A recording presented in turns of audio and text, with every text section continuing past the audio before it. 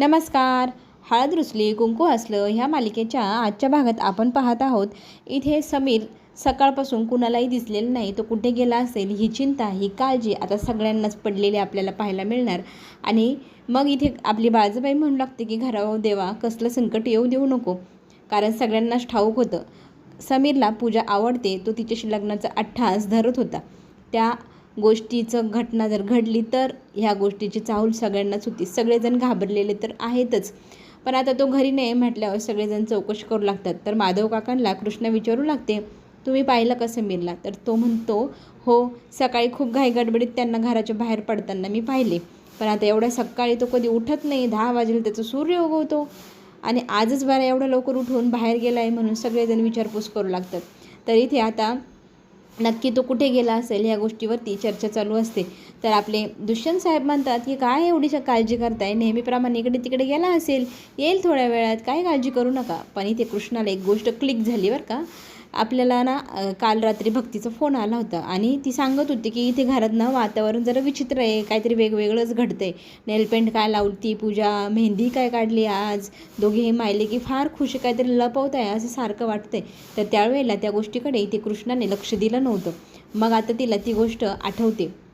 आपली भक्ती इथे मात्र बेशुद्ध अवस्थेत पडलेली असते. एका खोलीमध्ये बंद करून ठेवले त्या दोघी मायलेकींनी तिला. आणि ती ज्या वेळेला शुद्धीवर येते तर ती पाहते एका गोडाऊनमध्ये ती असते आणि त्याच घरामध्ये ही रूम असते. तर ती आता स्वतःला सोडवण्याचा प्रयत्न करण्यासाठी हत्यारा ठेवलेल्या असतात. त्या हत्यारांच्या मदतीने दोरी कापते, स्वतःला सोडवते. आता इकडे मैनावती म्हणू लागते की हा मुलगा नेहमीच काही ना काही कांड करत असतो. तरी ते बाळजाबाईला कृष्ण सांगू लागते की काल काय काय घडलं, मला भक्तीने काय काय सांगितलं आहे. तर मलाही आता भीती वाटू लागली आहे, मलाही आता थोडासा डाऊट येतो आहे. तो जर लग्न करायला गेला पूजाशी तर दुष्यंत हसू लागतो आणि म्हणतो काहीही काय विचार करताय. पण इथे आपण विचार करण्याच्या पलीकडे तो जाऊन पोचला तर त्याच्या अगोदर आपण त्याच्यापर्यंत पोचलो तर आपल्याला त्याला लग्न करण्यापासून थांबवता येईल आणि हे संकट थांबवता येईल. तरी ते कृष्णा म्हणू लागते की आजूबाजूचे जितके मंदिर आहे ना लग्न करण्यासाठी तो तिथंच गेला असेल तर सगळ्यात पहिले तिथे जाऊन बघा. दुष्यंत त्याला म्हणतो फक्त बघच हां, नाही तर तिथेच राडा घालत बसशील. तर इथे आपल्या भावाला म्हणजे दुष्यंतला सांगू लागतो जयवंत की आता बाळजाबाई सुधारले आहे तर आम्ही पण सुधारले नवं. आपण काय कोणाला मारामारी करणार नाही, फक्त बघायचं काम करणार आणि तुम्हाला निरोप द्यायचं काम करणार. एवढा प्रामाणिकपणे तो उत्तर देतो. बाळजाबाईला फार छान वाटतं. कृष्णा मात्र म्हणते बियाणांचं वाटप करायचे आपल्याला, ते केल्याशिवाय घराबाहेर पडता येणार नाही. हे दोघं जोपर्यंत शोधून आणताय तोपर्यंत आपण बियाणांचं पटपट वाटप करून घेऊया. इथे मात्र गुरुजी म्हणत असतात की अर्ध्या तासाने सुमुहूर्त आहे. तर अर्ध्या तासाने लग्न लावू. तो इथे पूजाला मात्र फार घाई झाली आहे. जर अर्ध्या तासाने लग्न झालं तर फार उशीर होईल. आपल्याला लवकरात लवकर करायला हवं. हे जे संभाषण आहे हे आता आपल्या भक्तीच्या कानावर पडले. म्हणजे बाहेर ब्राह्मण आले, गुरुजी आले आणि तिथे तयारी पण सुरू झालेली आहे. तर आता ती विचार करू लागले की रूममधनं बाहेर कसं पडावं. त्यांनी जर मला पाहिलं तर ते पुन्हा मला बांधून ठेवतील किंवा काहीतरी करतील. मग इथून पळून जायचा मार्ग ती शोधू लागते. खिडकीजवळ जाते, खिडकीला गदा हलवू लागते. पण तिच्याच्याने काय खिडकी तुटणार आहे. तितक्यात तिचं नशीब तिला बबन्या दिसू लागला. बबन्याला ती बोलवू लागते. तर त्याचं लक्ष नसतं तर त्याच्या अंगावरती एक गोष्ट फेकून मारते. मग तो पाहतो कुठून आली आहे. तर तो म्हणतो अरे ही काय वस्तू फेकून मारते. तो जोरजोरात तिला विचारत होती. त्याला हळूहळू बोल असं म्हणू लागते. मग ती सांगू लागते अरे घरामध्ये कृष्णाला सांग की पूजाचं आणि समीरचं लग्न लागतंय. तर तो म्हणतो म्हणजे काय. मग ती सांगायला लागली की ते दोघंजण घरातच लग्न करताय आणि मी कृष्णाला ही बातमी देऊ नये म्हणून त्यांनी मला इथे बांधून ठेवलं होतं. मी स्वतःला कसं सोडवलं. पण आता काही करून कृष्णापर्यंत ही गोष्ट पोचवायला हवी रे, काहीतरी करायला हवं. बबन्या मात्र आता बुद्धीचा आणि त्याच्या दणकट शरीराचा वापर करून ती खिडकी तोडतो आणि आपल्या ताईला त्या खिडकीतनं बाहेर काढतो. आता अख्ख्या गावाला बियाणांचं वाटप बिरडेच्याच हातून आपली कृष्णा करणार हे दिसतंय बरं का.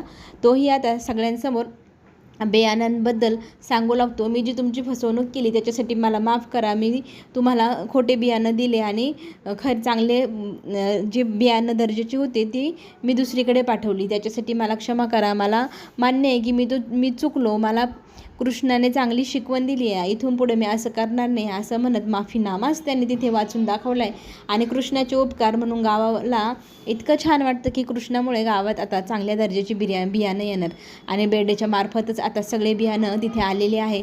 आणि कृष्ण स्वतःच्या हाताने आता प्रत्येक शेतकऱ्याला बियाणं देऊ लागते. आणि बाळजाबाई मात्र मोठ्या अभिमानाने म्हणू लागते की ह्या गावात हरित क्रांती होणार, हिरवळ पसरणार, धनधान्य पिकणार आणि ह्या सगळं गोष्टीचं श्रेय ना फक्त आणि फक्त तुझ्यासाठीच बरं का कृष्णा, तुझ्या हातूनच हे बियाणांचं वाटप कर असंही तिला कौतुकाने सांगते. म्हणजे कसं ह्या गावात बरकत येईल, हिरवा येईल. आणि मग आता प्रत्येक शेतकऱ्याचं नाव इथे कृष्णा उच्चारू लागते आणि त्या पद्धतीने एक एक एक एक रांगेमध्ये सगळेजण येऊ लागतात. कृष्णा स्वतःच्या हाताने प्रत्येकाला बियाणं स्वाधीन करू लागते आणि चांगली शेती करा, चांगलं लक्ष द्या पीक पाण्याकडे, चांगली प्रगती करा असंही ती सांगू लागते. आता सगळे शेतकरी फार आनंदी, त्यांना सगळं त्यांचं फसवणूक झाल्यानंतर बियाणं खरे मिळाले ह्या गोष्टीचा आनंद आहे. आणि चांगल्या प्रतीचे बियाणं मिळाले म्हणजे शेती पण खूप छान जोमाने होणार ह्या गोष्टीचंही त्यांना खूप समाधान वाटतं. हे समाधान हे जे काही आहे हे सगळं शेतकऱ्यांच्या चेहऱ्यावर दिसते. हे उपकार फक्त आणि कृष्णामुळेच झाले हेही ते बोलून दाखवतात. आता आपल्याला पाहायला मिळेल भक्तीला बबण्याने बाहेर काढलेलं असतं आणि तिचं डोकं मात्र अजूनही दुखत असतं. पण ती म्हणते की माझ्या मागे वेळ नको दौडू, सगळ्यात पहिले जाऊन कृष्णाला कळव बाबा हे, तर फोन कर. तर तो म्हणू लागतो की ताई माझ्या फोनमध्ये बॅलन्सच नाही, तर आता फोन कसा करायचा, अरे देवा असं म्हणत भक्ती त्याला म्हणू लागते की आता बिगी चल बरं एकदाच्या कृष्णाच्या वाड्यावरती, आता तिथे जाऊनच आपण कृष्णाला सांगू, मग तीच ती काहीतरी मार्ग काढेल. आता ह्यांचं नशीब साथ देतं आहे का हे पण पाहणं खूपच रंजक, अंगावर काटा येणारी अशा गोष्टी बरं का आज. तर आपल्याला पुढे हेही पाहायला मिळतं, आपली पूजा गुरुजींना म्हणू लागते की आम्ही दोघं एकमेकांना खूप प्रेम करतो, त्यामुळे मुहूर्त वगैरे आम्ही काही पाळणार नाही, प्लीज आमचं लवकरात लवकर लग्न लावून द्या, वाटलं तर तुम्हाला हवे तितके पैसे देतो असं समीरही बोलू लागतो. तर इथे गुरुजी म्हणू लागतात की पैशासाठी मी आजपर्यंत कधी कुणाची लग्न लावली नाही आणि पैसे देऊन तुमचं नुकसान होणार असेल, मला काही पैसा अडकाय नको, मला जी माझी रक्कम आहे तीच द्या आणि तुमचं लग्नच लावायचं आहे तर मी देतो लावून, पण माझ्याही काय म्हणत्या याच्यात बसत नाही माझ्या तत्वात, मी कधी असं केलेलं नाही. पण तुमचा हा अट्टहास तुमचंच लग्न विध्वंस करून टाकेल, तुमचा नायनाट होईल या लग्नाने, हा मात्र माझा शब्द नक्की बघा बरं का. आता गुरुजी मात्र ह्यांना उत्तावीळ नवरदेव नवरीचं लग्न त्यांच्या मनाप्रमाणे लवकर लावून देत आहे. गुरुजींनी आता चांगलीच घाई केलेली आहे, ते त्यांचे लग्न भरभर मंत्र म्हणून एकदाचं पूर्ण करताय. यांना लवकर घाई आहे, होऊ दे यांचं वाटोळ एकदाचं, मुहूर्तावर लग्न करायला नकार दिला ना, आता वाटोळ हो नाही तर काही हो. गुरुजींनी आपले ह्यांचं लग्नाचे मंत्र उच्चारायला सुरुवात केली. हे उतावीळ नवरदेव नवरी गुडघ्याला बाशिंग बांधून चटकन बसले आणि पटापटात जसे विधी होतील तशा आटपू राहिले. आता आपल्याला जयवंत सगळ्या मंदिरांमध्ये जाऊन पाहून आलाय दिसेल आणि तो मग म्हणतो की कुठल्याच मंदिरात नाही, मग हे दोघं कुठल्या बिळात गेले हाही प्रश्न त्याच्या पुढे आहे. तितक्यातच बाळजाबाईला फोन करून मग तो कळवू लागतो की कुठेच हे उंदीर मामा हा सापडलाच नाही. आता यांना सापडायचं कुठं, तर बाळजाबाई आपल्या बुद्धीचा, आपल्या हुशारीचा वापर करतात बरं का. इथे त्यांना माहिती आहे की अशा मेंदूचा वापर करणारे लोक कुठे जातील जिथे त्यांना कोणी शोधणार नाही. लग्न करायचं म्हणजे मंदिरात, लगेच घाईघाईने चटपट लगेच मंदिरामध्ये कोणी पण जातं, पण हे दोन व्यक्ती आपल्या सगळ्यांची नजर चुकवून लग्न करताय म्हणजे हे 100% सावित्रीच्याच घरी लग्न करताय. आत्ताच्या आत्ता जा, तिच्या घरी जा, तिथे जाऊन पहा म्हणजे तुला नक्की कळेल तिथे लग्न चालू आहे की नाही. बरं, आता हा जयवंत घाई गडबडीने जसं बाळजाबाईने सांगितलं तसं करायला निघालाय. बरं, आता इकडे वादळी वारा सुटलाय, जोमाचा वारा, सगळ्या शेतकऱ्यांना बियाणाचं वाटप झाले, शेतकरी आपापल्या घरी पण गेले.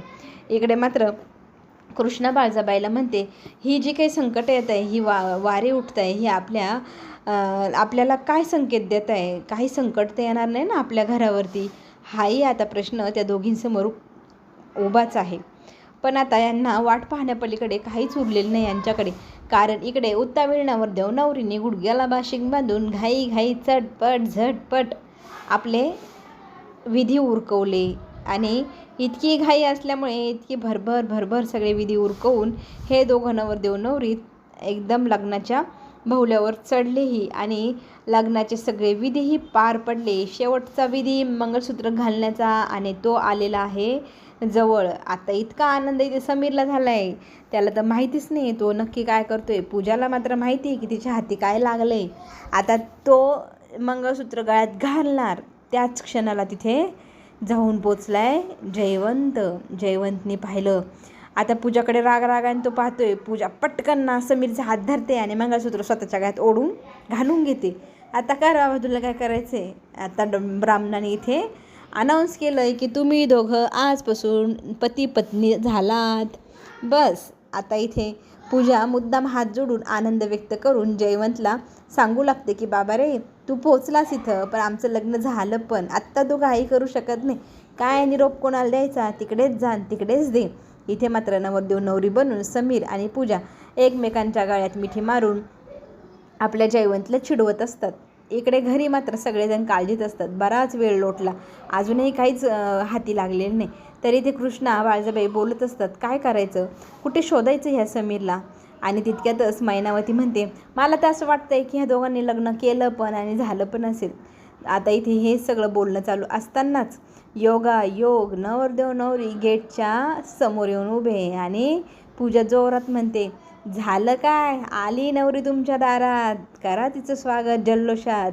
असं म्हणत ती सगळ्यांना एकदम आनंदाने मोठ्या आवाजात बोलून हाक मारून सांगू लागते. आणि रुबाबात हे नवरदेव नवरी सगळ्यांच्या समोर एकमेकांच्या मिठीत उभे असतात आणि सगळेजण त्यांच्याकडे पाहून एकदम शॉक.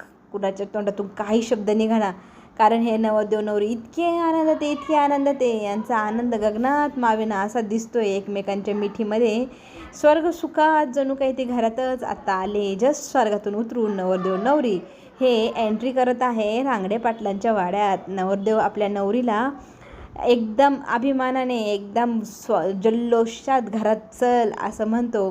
तर पूजा म्हणते, घरात तर मी येतेच आहे, पण मग आमची काही स्वागताची तयारी केली की नाही घरच्यांनी. घरचे मात्र आता त्याच्याकडे पाहून रागाने म्हणू लागतात की समीर, तू हे काय करून बसलास मूर्ख.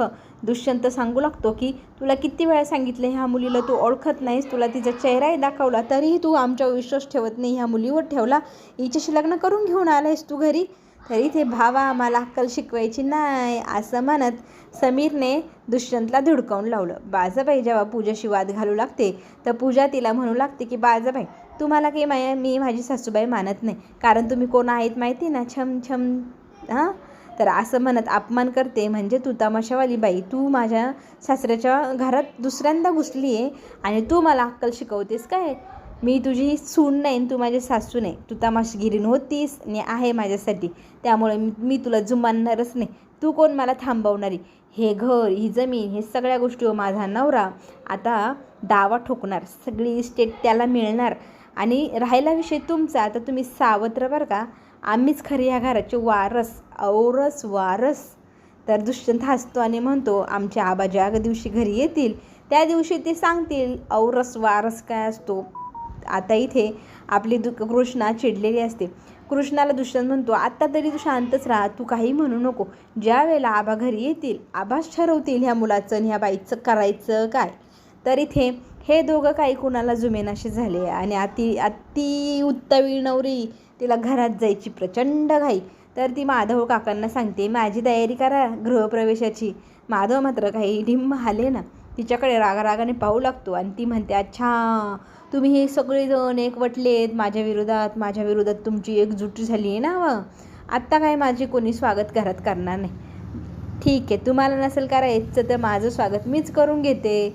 आईला ती सांगते की आई लगबगीने जा बरे घरात आणि जा माझी तयारी कर. तर इथे सावित्रीकडनं स्वतःचा गृहप्रवेश करून घेते. हे पाहिल्यानंतर कृष्णा मात्र इतकी संतापते, तुझी लायकी नाही आहे तुझ्या घरात यायची. तर इथे कृष्णाला तुझी लायकी बघ तू असं म्हणत इथे पूजा इतक्या खालच्या लेवलला जाऊन बोलते आणि कृष्णा ऐकत असते. बाळजाबाईचं तर तळपायाच्या आगमस्तकात जात असते. तिला तर असं वाटत असतं ह्या पूजाचं थोबाड फोडू का काय करू, पण आता काय करणार. आपल्याला फक्त वाट पाहण्यापलीकडे काहीच नाही. असं म्हटल्यानंतर आढळराव ज्या दिवशी येतील त्याच दिवशी ते ठरवतील त्यांच्या सुनेचं आणि ह्या मुलाचं करायचं काय. त्याच्यामुळे आता ते जे काही करताय ते कौतुक पाहत बसा.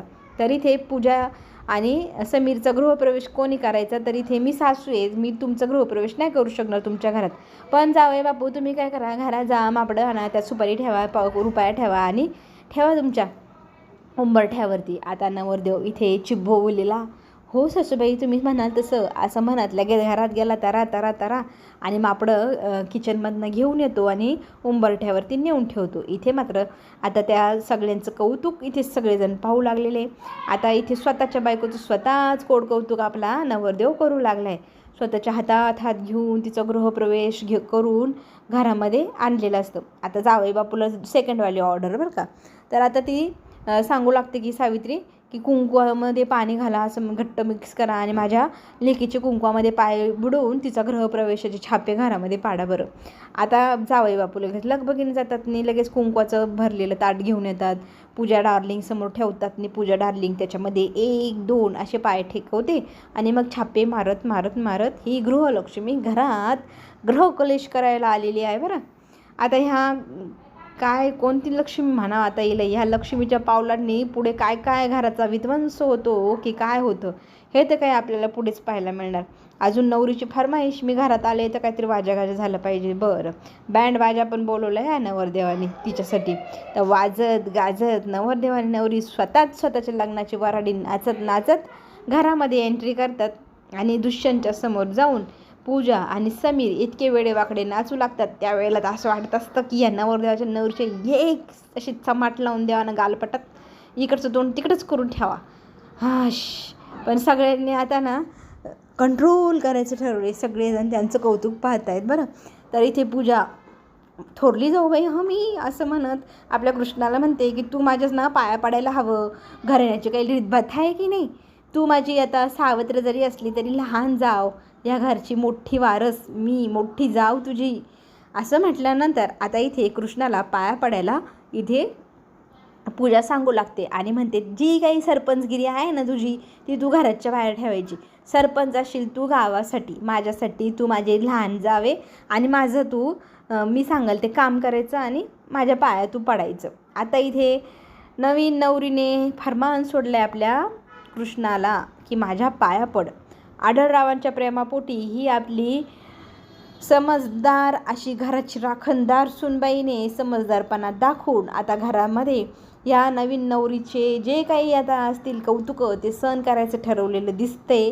कारण आपल्याला प्रोमोमध्ये इतकं भयंकर बघायला मिळते, कृष्णा ही पूजाच्या पाया पडते, पूजा मोठी जाव आहे या नात्याने तिला मान देते, सन्मान देते. डोळ्यात अश्रू येतात आपल्या कृष्णाच्या, पण आपल्या आढळराव म्हणजे सासरी बुवांच्या प्रेमाखातर, ज्या आपल्याला बासारखं प्रेम करतात त्यांच्या प्रेमाखातर फक्त आणि फक्त त्यांच्यासाठी समीर आणि पूजाची नखरे आता इथे कृष्णा उचलताना दिसणार. त्याच्यामध्ये पुढे जे काही ट्विस्ट येतील ते पाहायला सगळ्यांनाच खूप आवडणार आहे. एकदम रोमॅन्टिक अशा मोडवरती ही सिरियल आली आहे. आपण पुन्हा भेटू आणि उद्या काय होते ते आपण पुन्हा पाहू. तोपर्यंत घेऊ छोटीशी विश्रांती. आपण पुन्हा भेटूया. धन्यवाद.